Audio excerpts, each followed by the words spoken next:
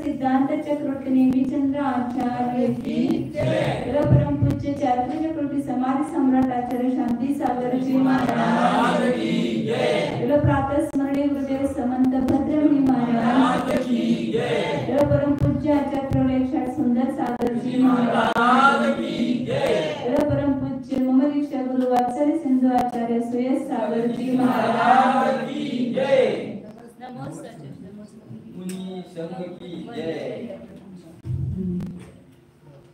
संयम मार्गना चालू आहे। संयम मार्गणेमध्ये आपण संयमाची व्याख्या पाहिली आणि संयमाला कारणभूत हे सांगितले। उदय कोणत्या कशाच्या उदयानं कोणता संयम होतो। आता त्याच्यानंतर 469 नंबरची गाथा आहे। गाथा नंबर 469। वादळ संजोगांच्या उदयामध्ये किती संयम होतात मी सांगितलं? 3 संयम, सामायिक चेतोस्थापना आणि परिणामशक्ती। आणि सूक्ष्म सांप्रायाच्या उदयामध्ये सूक्ष्म सांप्राय संयम होतो। आणि मोहनी कर्माच्या उपशमामुळे आणि मोहनी कर्माच्या क्षयामुळे यथाख्यात संयम होतो। त्या 5 संयमाची हे कारण सांगितले। आता पुढे अजून आता या संयम मार्गण्याचेच भेद काय आहे? देश संयम आणि असंयम। संयम 5 प्रकारचा आहे। संयम किती प्रकारचा आहे? 5। परंतु संयम मार्गणे किती प्रकारचे आहे? 7 प्रकारचे। कारण मार्गणेमध्ये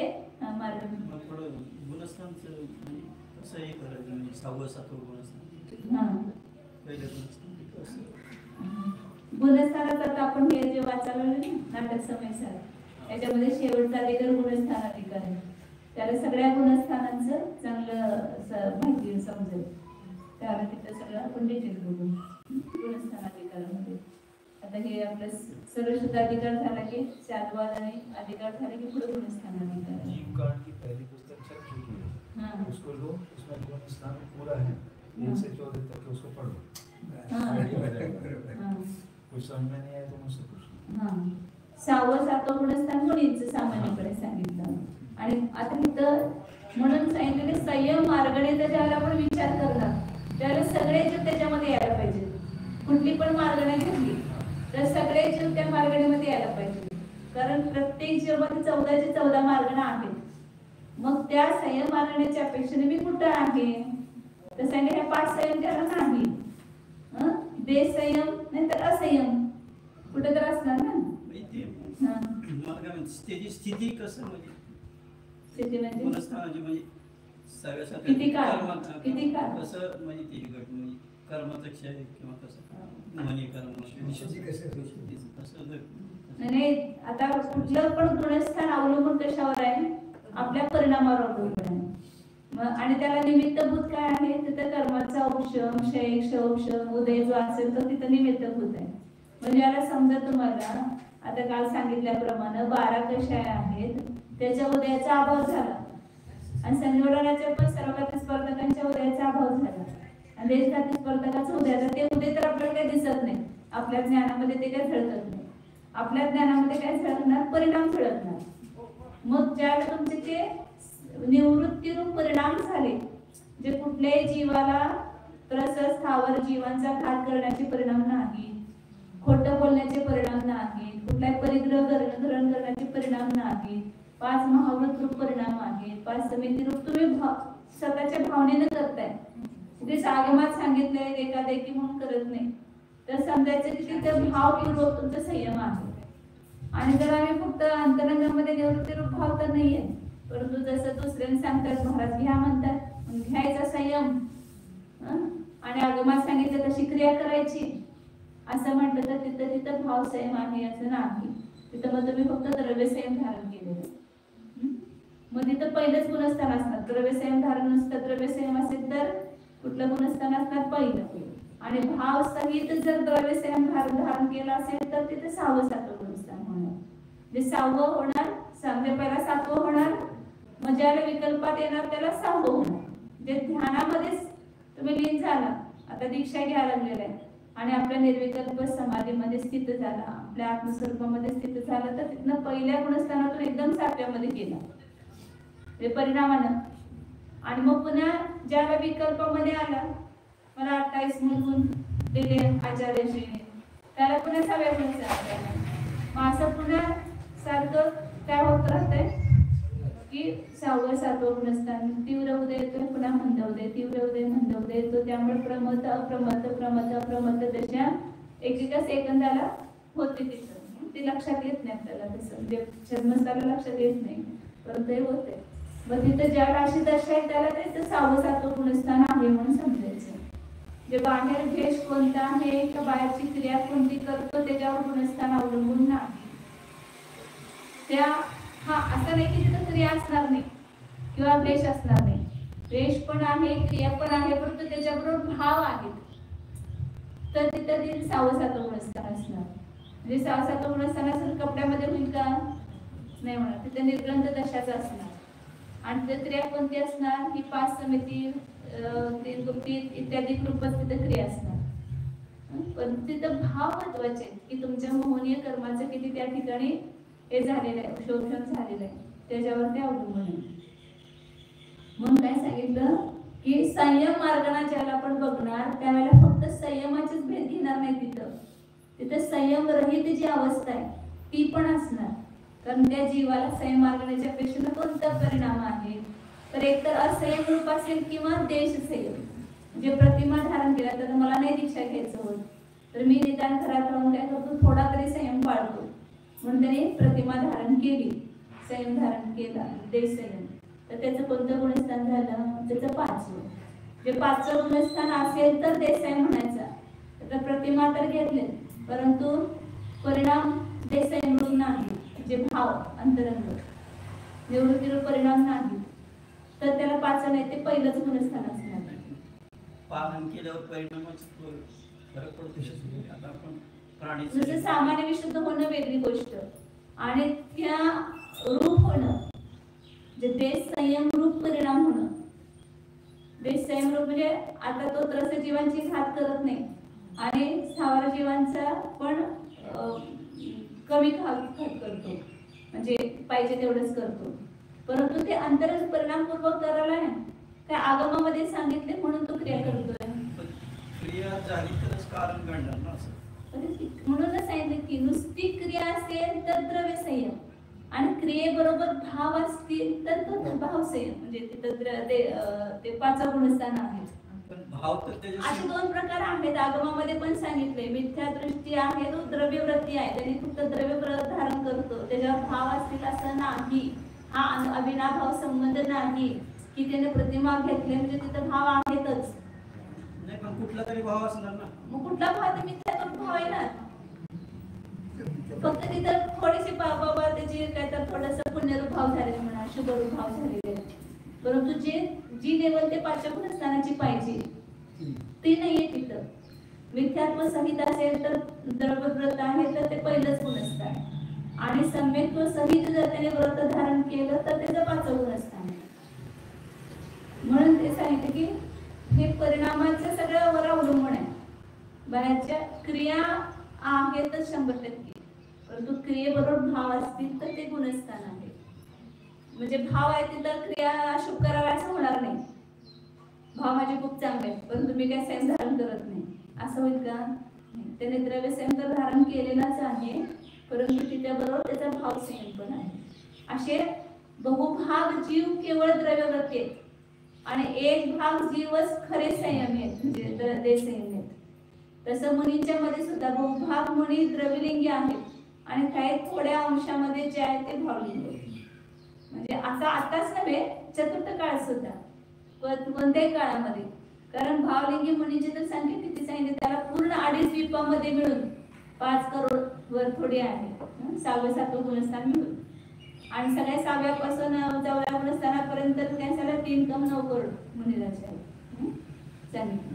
म्हणून इथं सांगितलं की काय सांगायचं की संयम मार्गाच्या अपेक्षेने बघितलं तर त्या जीवाला जर संयम नाही तर कुठे घालणार? तर एक तर देश संयम असेल किंवा थोडा पण संयम नाही तर असंयम असेल. मग त्याचं वर्णन ह्यामध्ये करतं. मग संयम मार्गाचे भेद किती? 7. संयमाचे भेद किती? 5. परंतु संयम मार्गाचे भेद किती? 7. तसं सम्यक्त्व मार्गाला पण सम्यक्त्वाचे भेद 3, परंतु सम्यक्त्व मार्गाचे भेद 6. त्याच्यामध्ये मिथ्यात्व पण येणार, सासाधन पण येणार, मिश्र पण येणार, सगळं येणार. आता पुढे सांगते.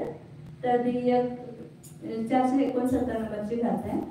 तदीयक सायुधेन विरदा विरदो गुणो हवे जुगम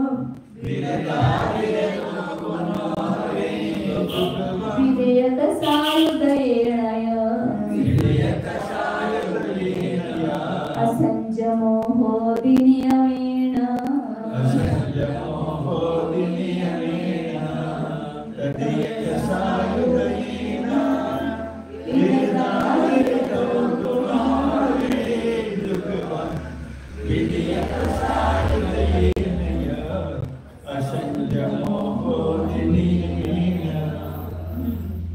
कशा आहेत? 4 आहेत. म्हणजे 4 म्हणजे क्रोधमान मायालोभ नव्हे, ते तर 4 आहेतच. परंतु इथं पहिला कशा आहे, दुसरा कशा आहे, तिसरा आणि चौथा. म्हणजे काय घ्यायचं?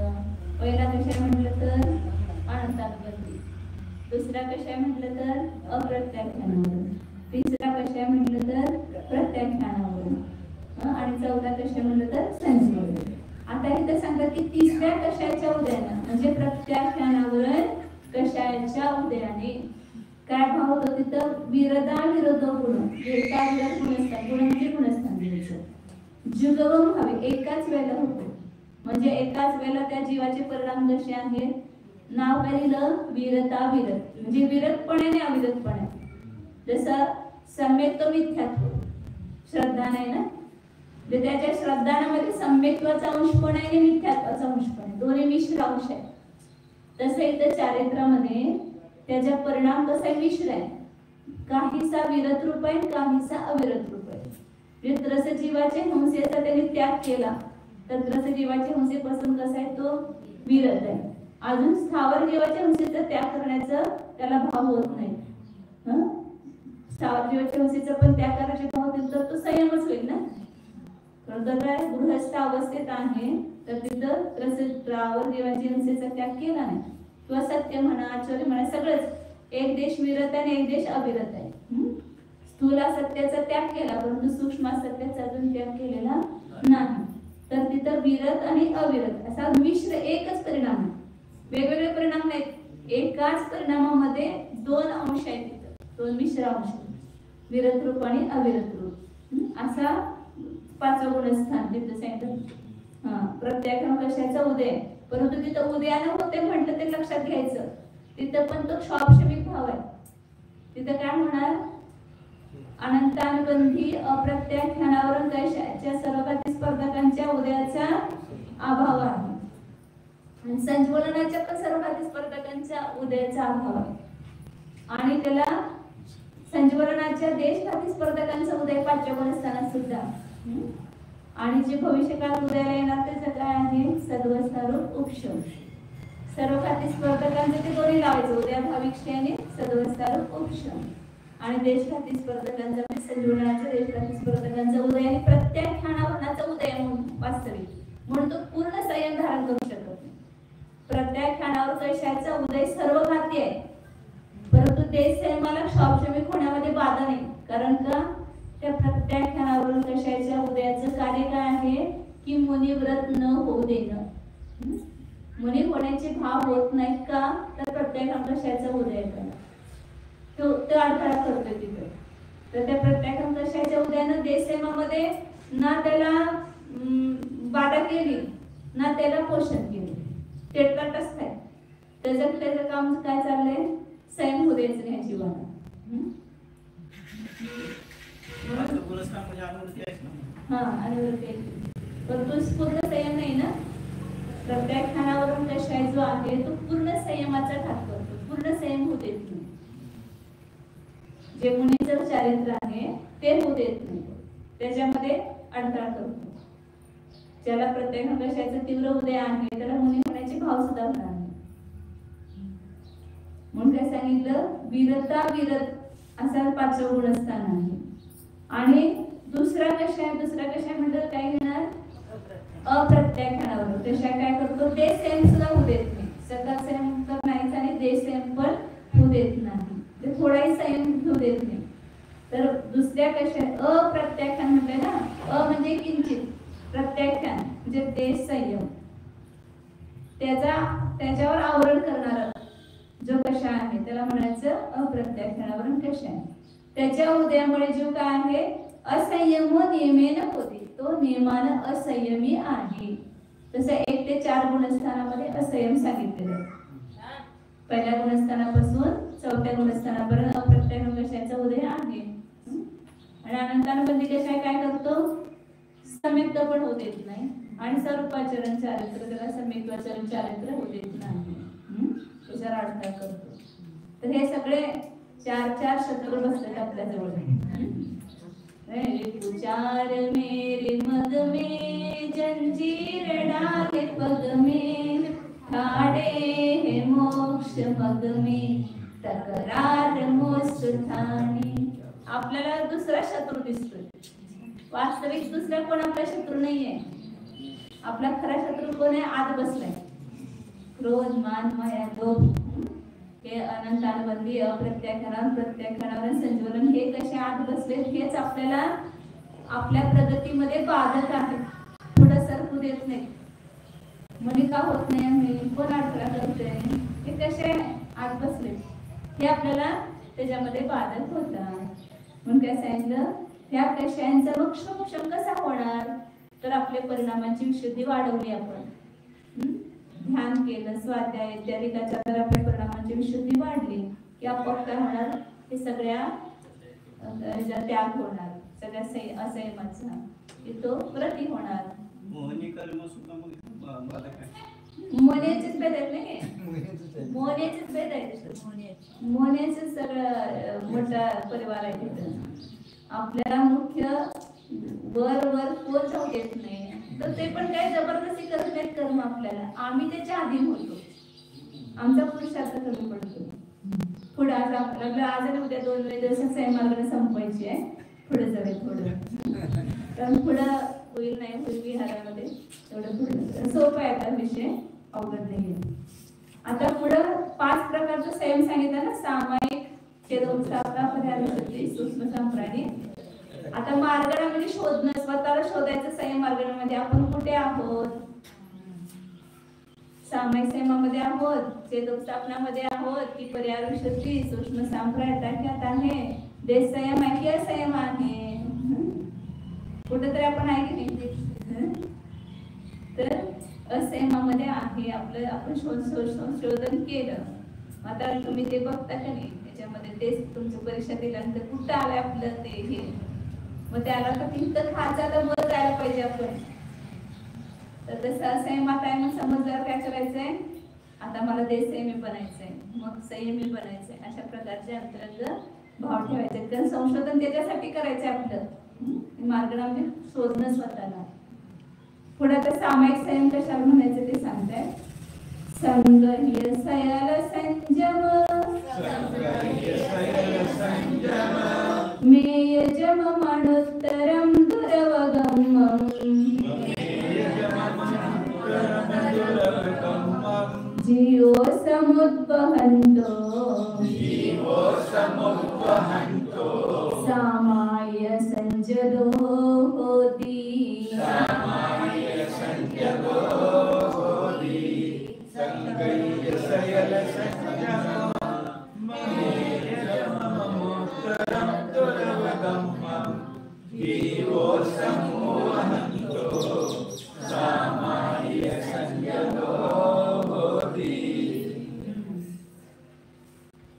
छान सांगतात बघा.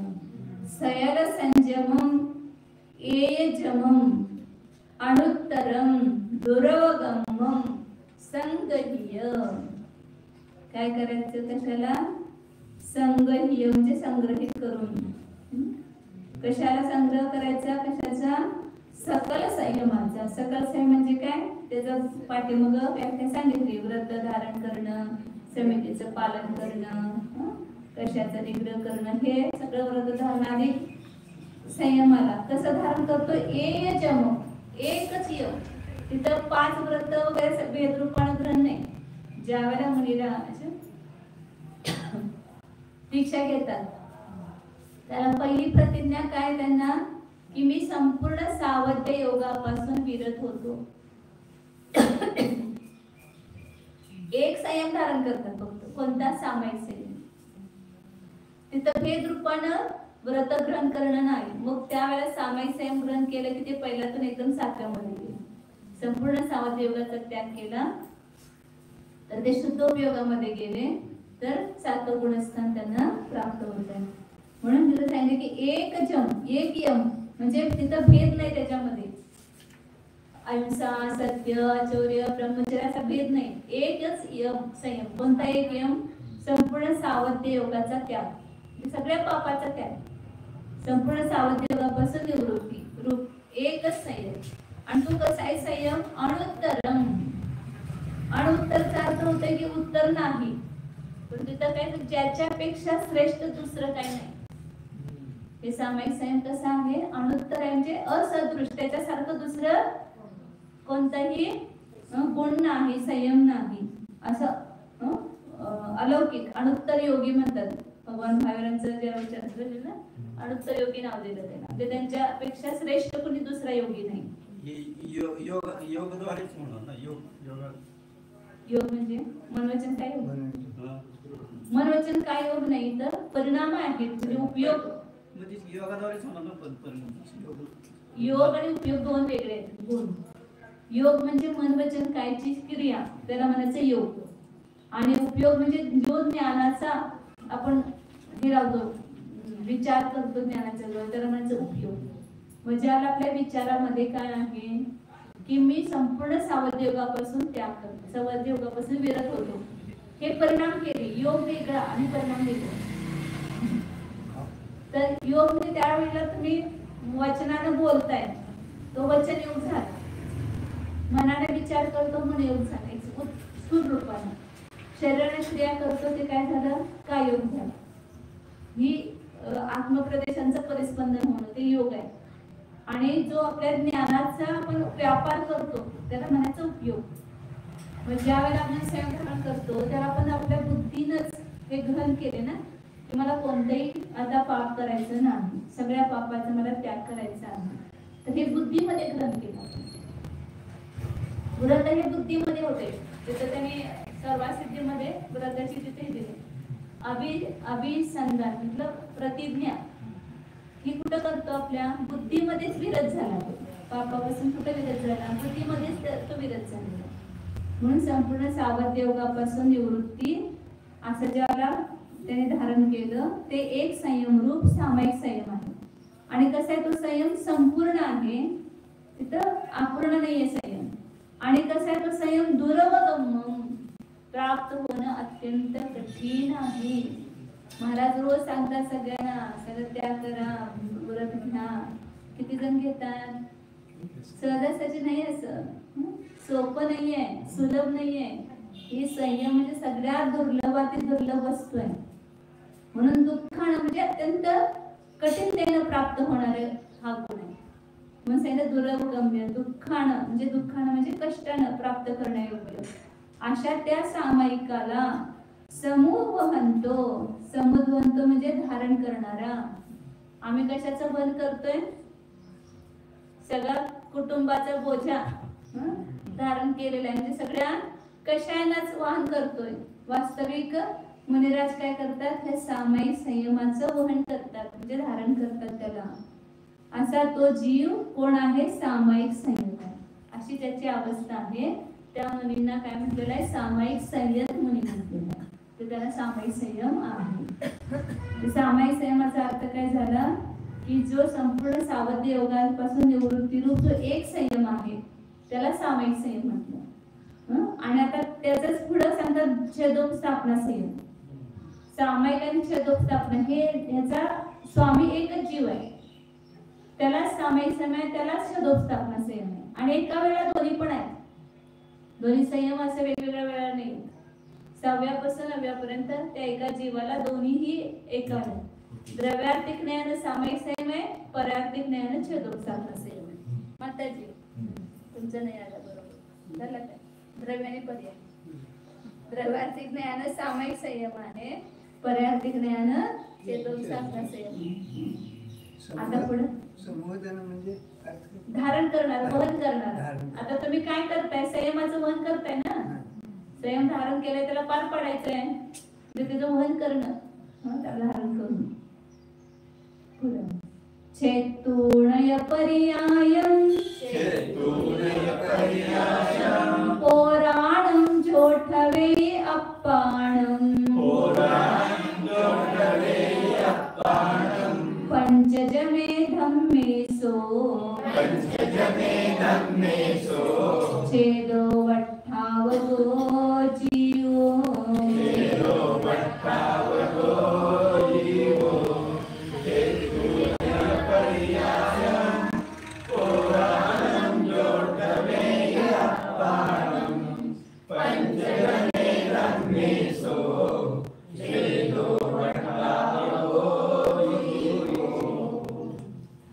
छेद आणि उपस्थापना असे दोन शब्द आहेत त्याच्यामध्ये. छेदोपस्थापना सेम आहे ना.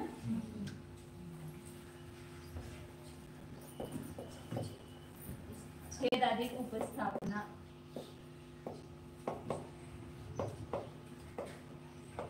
त्याला म्हणायचं छेदोपस्थापना.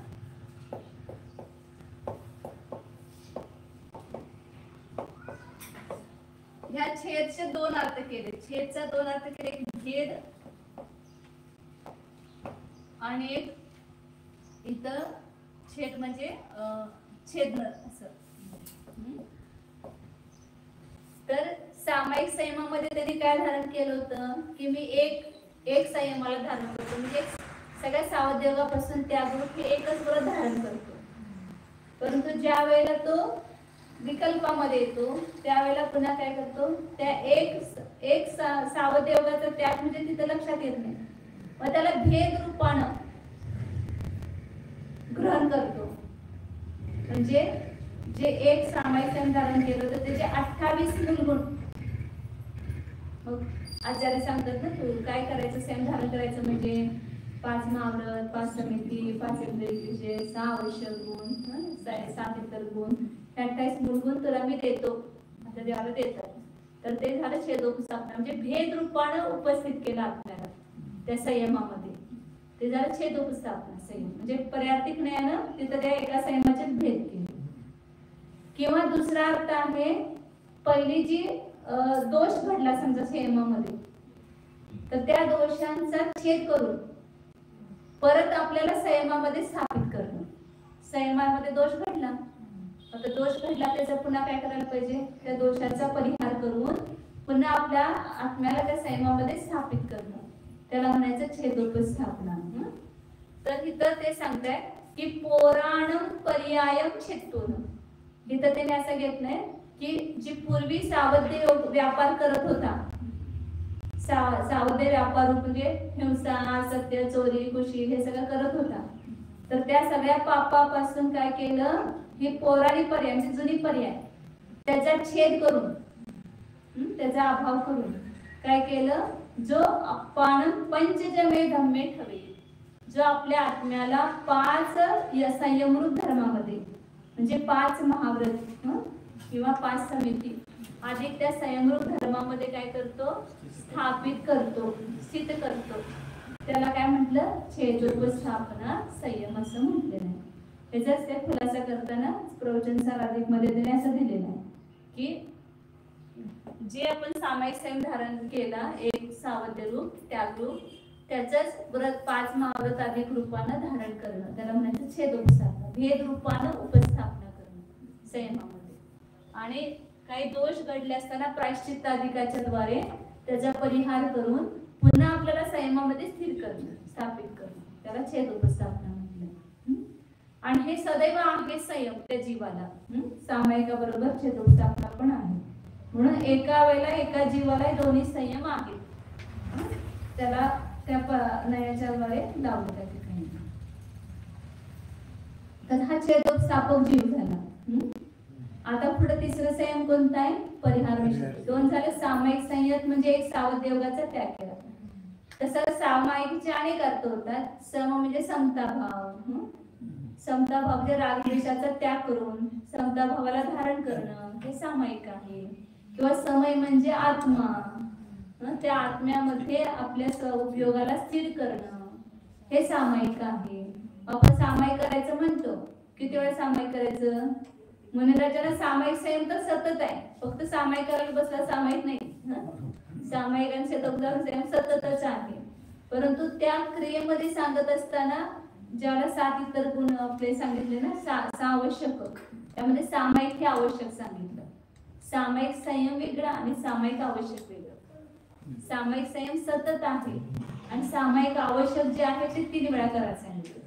सकाळ, दुपार आणि संध्याकाळ. त्यातला एक भाग आहे तो फक्त. मग त्याला सामायिक करायचं म्हणजे काय करायचं? तर समता भावामध्ये आपल्या आत्म्याला ठाव स्थापित करायचं. म्हणजेच आपण ध्यानामध्ये आपला उपयोग एक आत्मस्वरूपामध्ये स्थित केला की तिथे समता भाव येतो. मग त्याला सामायिक म्हणतो. म्हणून 2 नंबर लक्षात घ्या. सामायिक आवश्यक आणि सामायिक संयम.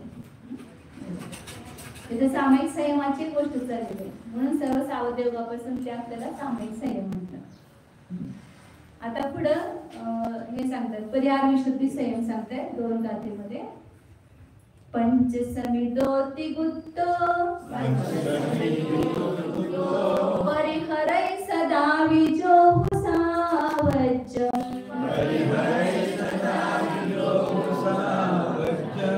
पंचेकजमो पुरिसो परिहारय संजदो होति.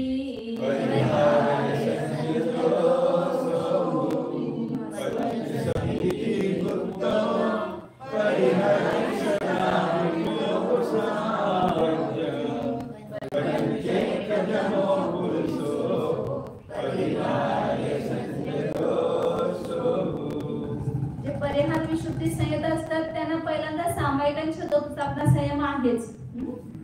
म्हणून त्याच्यात पंचसमिदोति गुत्तो 5 समितीनं जे युक्त आहेत आणि 3 गुप्तीनं सहित आहेत असा साधू काय करतो? सदाहु सावज्जं परिहरहि.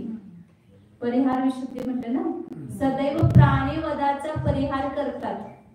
म्हणजे ते विहार वगैरे करत असताना त्यांच्याद्वारे प्राण्यांचा घात होत नाही.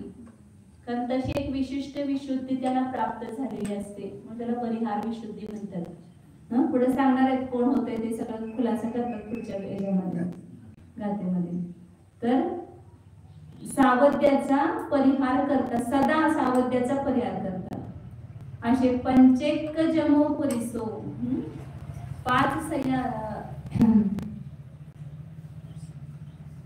5 जे संयम आहे त्यापैकी हा एक संयम. 5 प्रकारचा संयम सांगितलं ना, सामायिक परिहार परिहार विशुद्धी. तर 5 संयमापैकी हा एक संयम पुरुष जो आहे, ह्या संयमाला धारण करणारा पुरुष तो परिहार संयत आहे.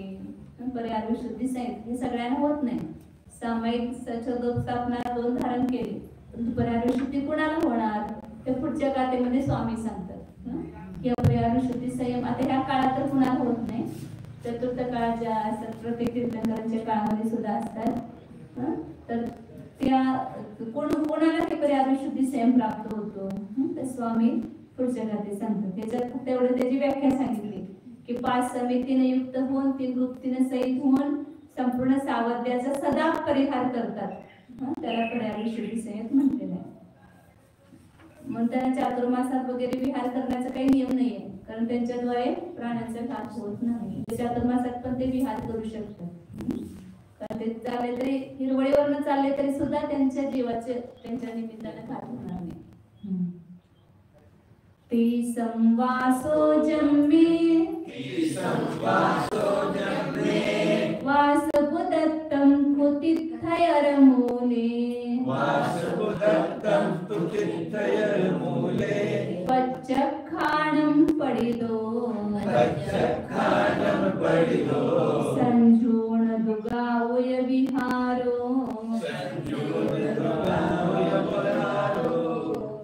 संवासो जन्मे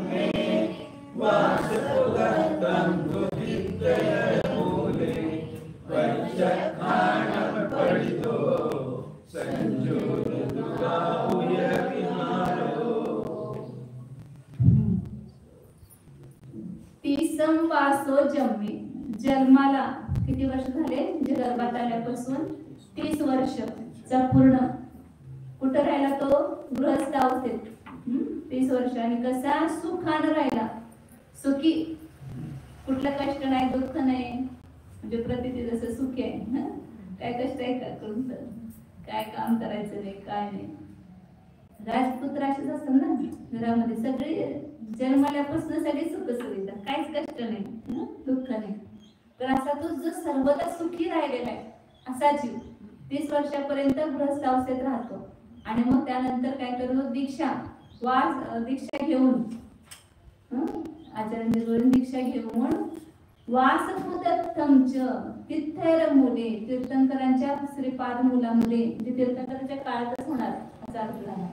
तीर्थंकरांच्या पादमूलामध्ये वर्षपृथक्त्व राहून, वर्षपृथक म्हणजे 7-8 वर्ष राहून काय केलं त्यांनी, प्रत्याख्यान नावाचं जे 9 पूर्व, 14 पूर्वापैकी 9 पूर्व आहे प्रत्याख्यान नावाचं. म्हणजे त्यामध्ये सगळ्या जीव हिंसा कुठं होते, काय होते, प्राण्यांचं कुल, योनी कुठं आहे, हे सगळं वर्णन त्याच्यामध्ये आहे. व त्याचं ते शिक्षण घेतात, अध्ययन करतात. 7-8 वर्षपृथक्त्व सांगितलं. 7-8 वर्षपर्यंत त्या प्रत्याख्यान नावाच्या 9व्या पूर्वाचं पठण ज्याने केलेलं आहे.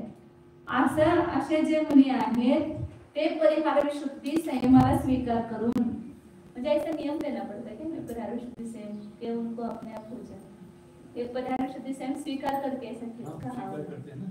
हाँ, म्हणजे वो उनके पास ऐसा लेते हैं कैसे 5 मुनि होते हैं इसमें, हाँ 5 या 3, हाँ उनमें से एक लेगा, हाँ फिर 2 नहीं लेंगे, हाँ और फिर जब उसका पूरा हो जाएगा संयम, हाँ। फिर दूसरा लेगा, हाँ फिर दूसरे के संयम, ऐसा वो आया था उसमें भगवती आराधना में, माने भगवती आराधना। भगवती आराधना तो परिहार विशुद्धी संयमाला स्वीकार करून, म्हणजे जवळजवळ 37-38 वर्षाचं झाल्यावर त्याला परिहार विशुद्धी संयम प्राप्त झाला. आणि मग संजून दुगाव विहार, संध्याकाळ सोडून, म्हणजे तिन्ही संध्याकाळी विहार करणार नाही, संध्याकाळ रहित रोज 2 कोस, 2 कोस विहार, 2 कोस विहार करणार. आणि रात्री विहारणार आहेत, रात्री नाही विहार करणार. परंतु पावसाच्या वर्षा काळाचा नियम नाही त्यांना, म्हणजे चातुर्मास स्थापना करायची गरज नाही त्यांना. प्रारूढ काळाच्या नियमानं रहित असा तो संयम जो आहे तो परिहार विशुद्धी संयत आहे. म्हणजे कोण स्वामी झाला त्याचा 30 वर्ष सुखात घरी राहायला पाहिजे, त्याच्यानंतर दीक्षा धारण करायला पाहिजे, त्याच्यानंतर 7-8 वर्षापर्यंत प्रत्याख्यान नावाच्या पूर्वाचा 30 वर्षाचा नियम आहे. हा कंपल्सरी 30 वर्ष सुखात राहायला पाहिजे. ते काय त्याला कष्ट झालं नाही 30 वर्षापर्यंत. आणि त्याच्यानंतरच त्याने दीक्षा घेऊन तीर्थंकरांच्या पादमूलामध्ये, भगवान महाराजांनी पण 30 वर्षावर दीक्षा घेतली ना. तीर्थंकर कोण ते के परिहार विशुद्धी जैसे अभी ज्ञान आवश्यक नहीं है, वैसे ये परिहार विशुद्धी संयम की आवश्यकता है। तीर्थंकर दीक्षा घेतच नाही आपल्याकडे, स्वतः शिकत. हा तीर्थंकर स्वयंभू असतात, स्वतः दीक्षा घेतात, कोणाकडून घेत नाही दीक्षा. तर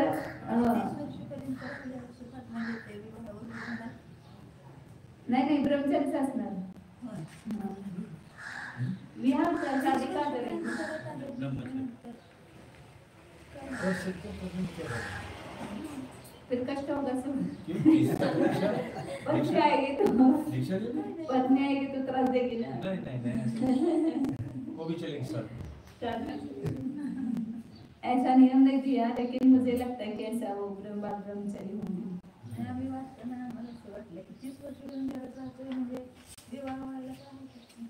23-25 कुठं पुरुषांनी 30 वर्षापर्यंत विवाह करायला पाहिजे कुठं आहे तिथं. आणि पूर्वी तर आयुष्य जास्त असायचं, 30 वर्षापर्यंत कशाला विवाह करतात. नेहमीनं तर विवाह केला त्याला 300 वर्षाची होती.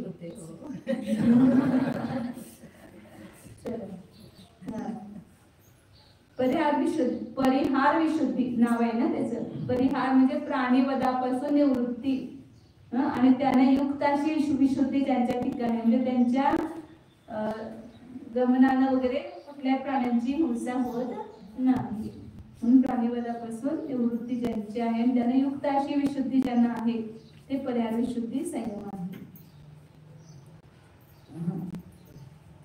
त्याचा उत्कृष्ट काळ सांगितलं, जगन्य कमीत कमी अंतर्मुक्त काळ सांगितलं आणि उत्कृष्ट 38 वर्ष कमी, तिथं 8 वर्ष कमी नाही घ्यायचं, 38 वर्षावर झालं ना सुरू, 38 वर्ष कमी एक पूर्वकोटी करेल पर्यावरण दिशेने राहू शकतो.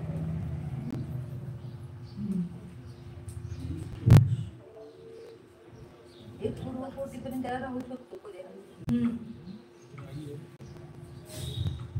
पुढं आता तिसरं 5-3 झाले संयम, सामायिक संयम, सदोतापना संयम आणि पर्यावरण शुद्धी संयम. नियम नाही ऐसा कुछ नहीं. आता सूक्ष्म सांप्राय संयमाचा अर्थ करताय नहीं होगी, पर्यावरण शुद्धी होगी तो आहार कृत्य नहीं होगी, दोनों का भी होता है. मन परिज्ञान भी नहीं होगा. तेजा आणि व्रतमोक्षण संयम. भाव स्त्री वालों को भी नहीं होगा ये. भाव स्त्री वेदी को पर्यावरण शुद्धि नहीं होगा. अनुलोहम वेदन्तो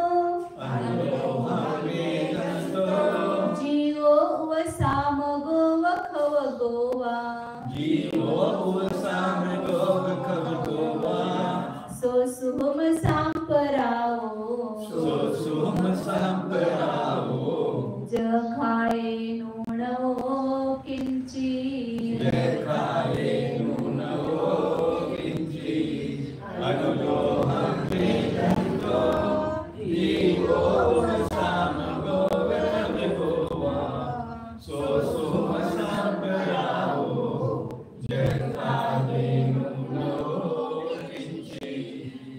सूक्ष्म संपर्काला सांगितलं ना, सूक्ष्म म्हणजे थोडासा लोभ कशा आहे, अत्यंत सूक्ष्म, त्याचा अनुभव अत्यंत कृश झालेला आहे.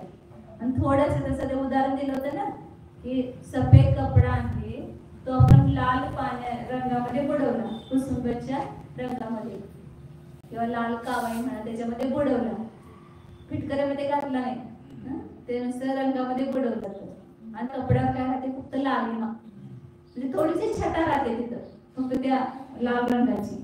तसं इथं फक्त कसं सूक्ष्म लोभ म्हणजे अत्यंत सगळं कृष झालेलं आहे, सगळं धुवून गेलेलं आहे, फक्त थोडासा लोभ राहिलेला आहे, फक्त लोभ पण आणि तो पण थोडासा. बाकीचे क्रोध मान माया तर 3 कशा नाहीतच, फक्त एक लोभाचा उदय, तो सुद्धा अत्यंत आनंद कृष करून अत्यंत सूक्ष्मकृती रूपपणे परिणमलेला असा तो लोभ. त्या लोभाचं वेदन करणारा जीव उपशाम गोवा खगोवा, तो उपशामक किंवा क्षपक म्हणजे 10व्या गुणस्थानामध्ये दोन्ही पण श्रेणी आहेत ना, उपशम श्रेणी आणि क्षपक श्रेणी.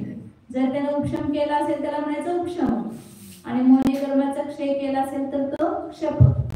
दोन्ही श्रेणीवरचा जीव तो असू शकतो. असा तो उपशमक किंवा क्षपक जीव सूक्ष्म सांप्राय आहे. आणि कसं आहे, जह खाये नून हो किंची, यथा त्या संयमाला थोडंसं कमी आहे, फक्त तेवढा सूक्ष्म लोभ काढला की तो काय होणार आहे, यथा त्या संयमालाच प्राप्त होणार आहे. हा परिपूर्ण म्हणजे पूर्ण संयम झाला, म्हणजे मोहण्याचा पूर्ण उपशम झाला किंवा पूर्ण क्षय झाला. तिथे यथाख्यात म्हणजे जसं आपल्या आत्म्याचं संयम स्वरूप आहे तसं व्यक्त झालं त्या ठिकाणी. यथाख्यातापेक्षा यथाख्यात संयमापेक्षा थोडासा किंचित कमी, म्हणून त्याला 10वं गुणस्थान वेगळं दिलं ना. 9व्यापर्यंत बादल कषाय आहे आणि 10व्यामध्ये सूक्ष्म कषाय आहे आणि 11व्यामध्ये गेला की अकषाय झाला, कषायरहित झाला आणि तिथे यथाख्यात संयम प्रगट होतो. त्या यथाख्यात संयमाचे स्वरूप सांगतात पुढच्या गाथेमध्ये 475.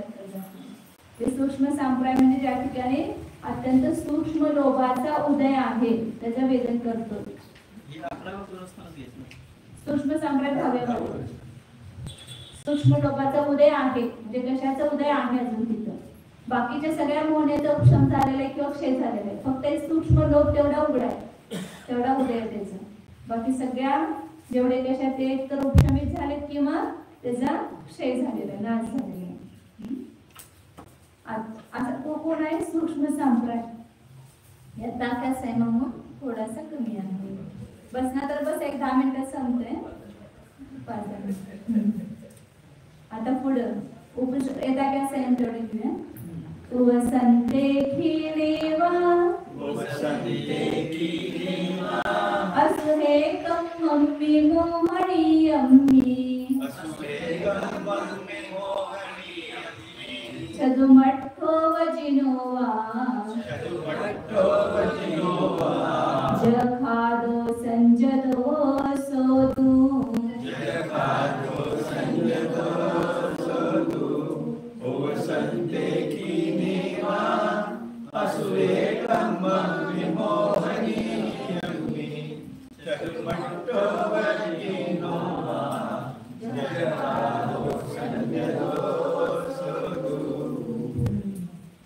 मोहन हे कर्माचा उपशम किंवा क्षय झाल्यावर. कसं आहे मोहनीय कर्म? अशुभ. अशुभ अशा मोहनीय कर्माचा पूर्ण उपशम झाला असताना किंवा पूर्ण क्षय झाला असताना छदुमट्ठो व जिनोवा छद्मस्थ 11 आणि 12 गुणस्थान आणि जिनोवा 13 आणि 14 गुणस्थान त्याला काय म्हणतात? जिन. संयोगी जिन किंवा अयोगी जिन. त्यांना यथाकाळ संयम होतो. जे 11 गुणस्थानापासून 14 गुणस्थानापर्यंत यथाकाळ संयम आहे.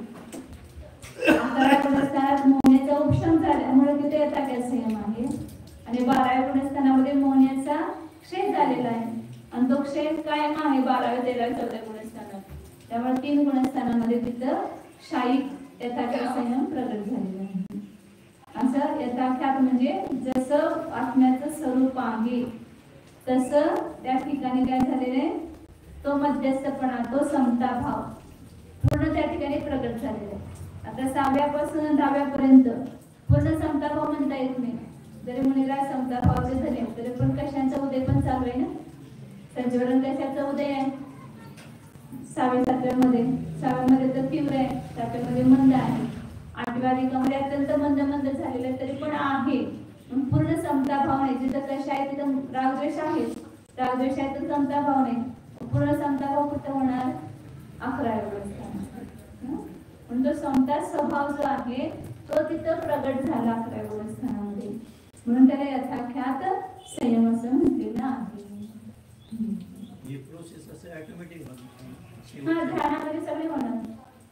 ध्यानामध्ये शेवटच्या टप्प्यात तेच की ध्यानामध्ये गेला आहे मंदिरात तसे त्यांच्या परिणामांची अशी विशुद्धी वाढत चालली की तिथं 8वं 9वं 10वं गुणस्थान म्हणून 11 गुणस्थान होणार.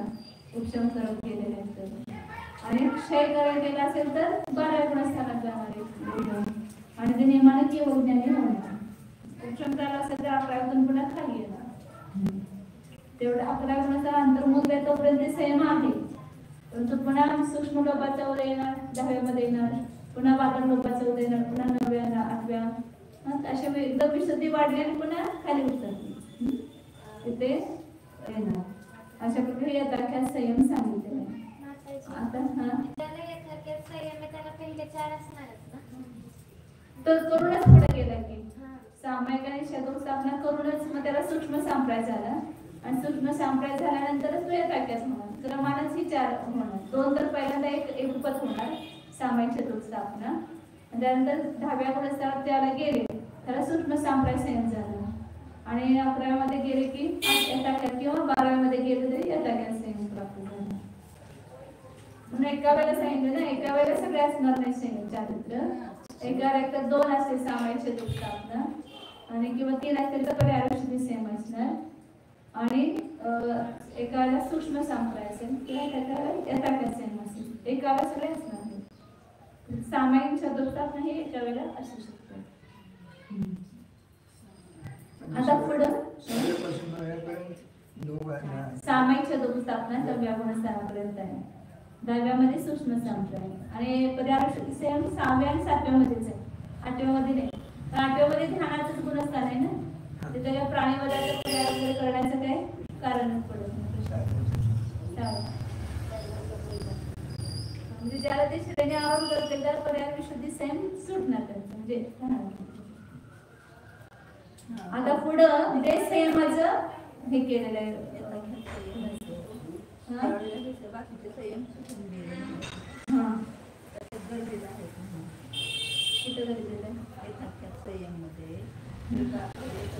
गर्भितामध्ये त्याच्या पुढची प्रोसिजर आहे ना, पुढच्या अवस्था कल आपण जल्दी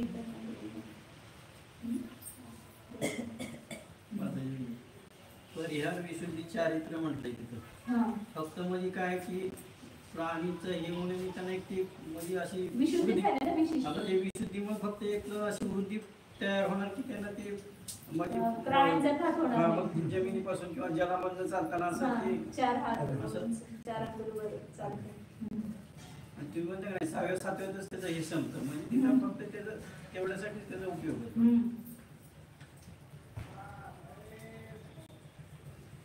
त्याचं ते उदाहरण आहे ना, कमळाच्या पानावर कमळाचा पत्ता पाण्यामध्ये असून सुद्धा पाण्यानं लिप्त होत नाही, तसं हे सगळ्या जीवानं भरलेल्या स्थानामधून विहार करताना सुद्धा त्यांच्या निमित्तानं ते हिंसा होत नाही आणि त्याच्यामुळे त्यांना पाप लागत नाही. ते 5 संयमाचं स्वरूप सांगितलं आहे. देश संयम आणि ह्याचं स्वरूप आता ते पुढच्या याच्यामध्ये सांगतात. देश संयम उद्या बघू आपण, आता आपल्यालाच मिळाला तर सोपं पुढचं नंतर 2 याच्यामध्ये संख्या सांगितली. देश संयमाचं स्वरूप सांगून 2 याच्यामध्ये संख्या सांगितली.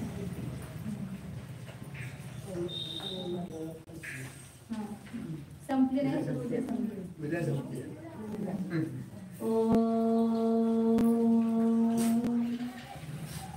जाना आम्ही शुद्ध जीवच आहे, आम्ही संयम स्वरूपच आहे.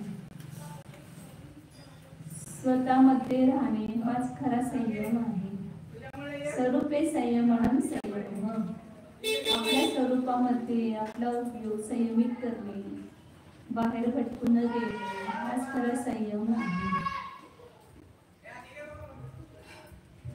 आम्ही स्वयं संयम स्वरूपच आहे.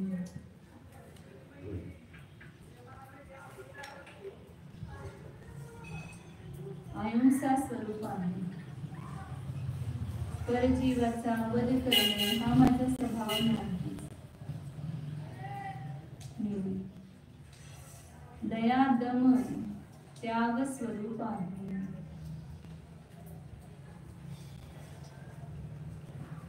विशुद्ध चैतन्य स्वरूप